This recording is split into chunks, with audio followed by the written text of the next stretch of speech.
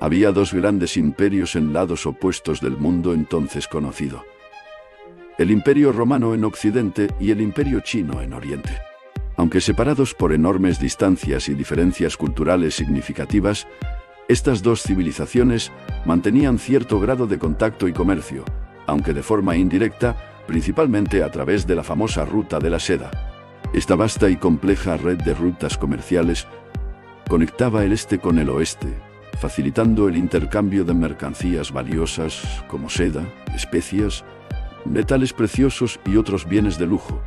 Sin embargo, poco se sabía en cada lado sobre las costumbres, tradiciones y peculiaridades culturales del otro.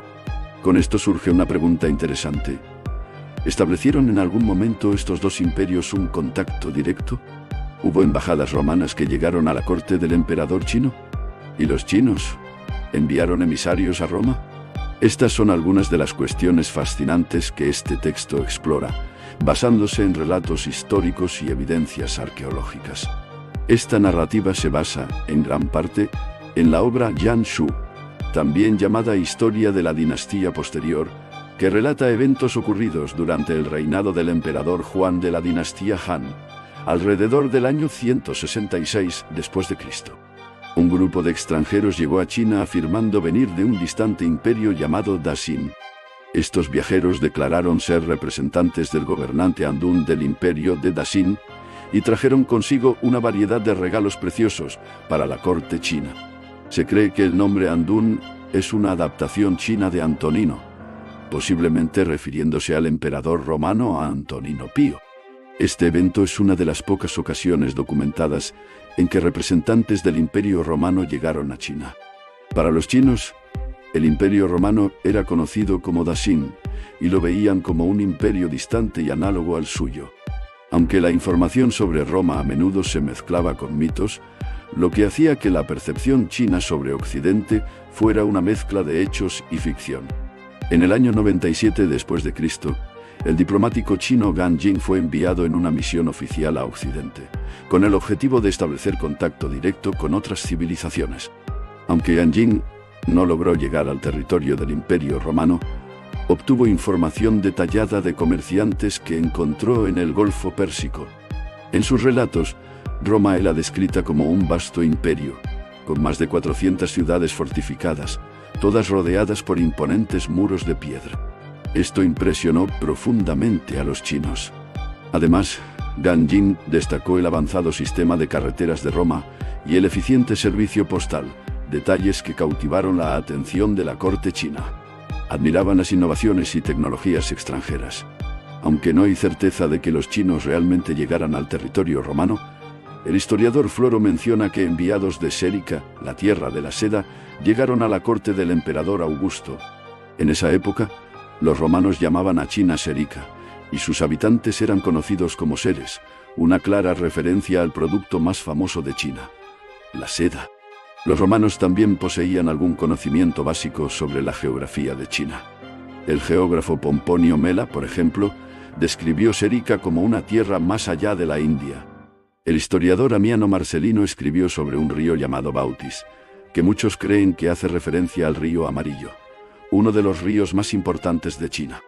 Ptolomeo, en su obra geográfica, también mencionó una ciudad portuaria llamada Katigara, situada en el sudeste asiático. Esta ciudad podría haber tenido una conexión con los romanos, dado que se han encontrado artefactos romanos en la región de Vietnam. Esto indica la presencia de comercio entre Occidente y el lejano Oriente, aunque de manera indirecta. Sin embargo, las interacciones entre Occidente y China se remontan a un periodo anterior a la ascensión de Roma como potencia mundial.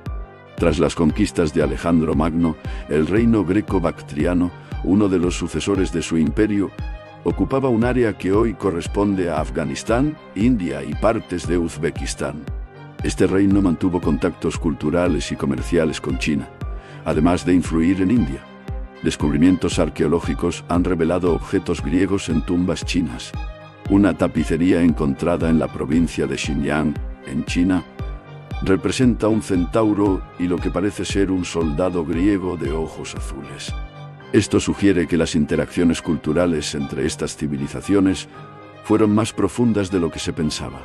A finales del siglo II a.C., la ruta de la seda fue oficialmente establecida. Esta ruta facilitó aún más el comercio entre Oriente y Occidente. La seda china se convirtió en un artículo extremadamente valioso y codiciado en Occidente, especialmente en Roma. Era considerada un símbolo de lujo y poder. Tras la fundación del Imperio Romano en el 27 a.C., el comercio a lo largo de la ruta de la seda floreció. La primera embajada romana registrada oficialmente en China llegó en el año 166 después de Cristo. Sin embargo, hay dudas sobre si estos embajadores eran realmente diplomáticos o simplemente comerciantes aventureros. Estos viajeros trajeron regalos exóticos, como cuernos de rinoceronte y conchas de tortuga, adquiridos en el sudeste asiático. Quizás estos regalos fueran sustitutos de presentes más valiosos que se habían perdido durante el largo y arduo viaje. Durante el reinado de Marco Aurelio, el comercio entre Roma y China alcanzó su apogeo. Mercancías valiosas eran transportadas a largas distancias. Sin embargo, el control de la ruta de la seda estaba en manos del Imperio Sasánida. Imponían altas tarifas y varias restricciones al comercio, lo que hacía que la seda fuera cada vez más cara para los romanos. En respuesta, en el siglo VI, dos monjes de la iglesia nestoriana lograron contrabandear huevos de gusanos de seda de China a Constantinopla. Esto permitió al Imperio Bizantino establecer su propia producción de seda. Este contrabando fue un hito en la historia, ya que garantizó al Imperio Bizantino el monopolio del comercio de seda en Europa durante siglos.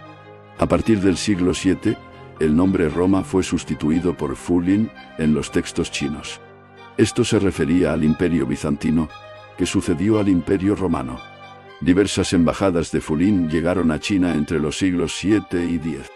El último contacto registrado entre los dos imperios se produjo a finales del siglo XIV, cuando el emperador Hongwu, fundador de la dinastía Ming, envió una carta a Occidente. En esta carta anunciaba la fundación de su dinastía.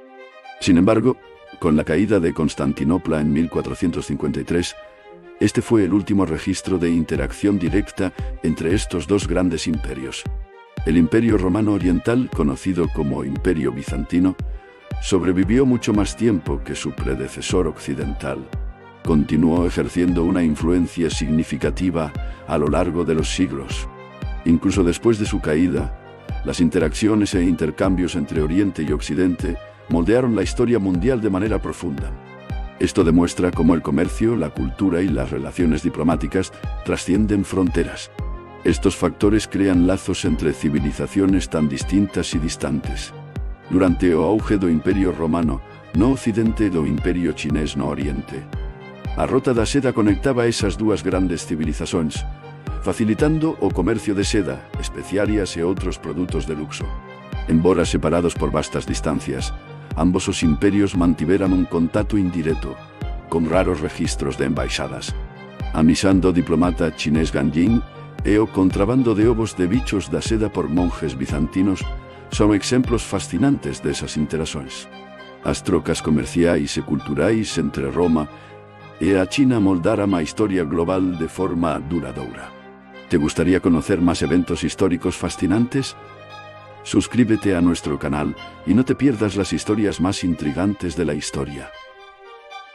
Activa la campanita para recibir notificaciones de nuestros últimos videos.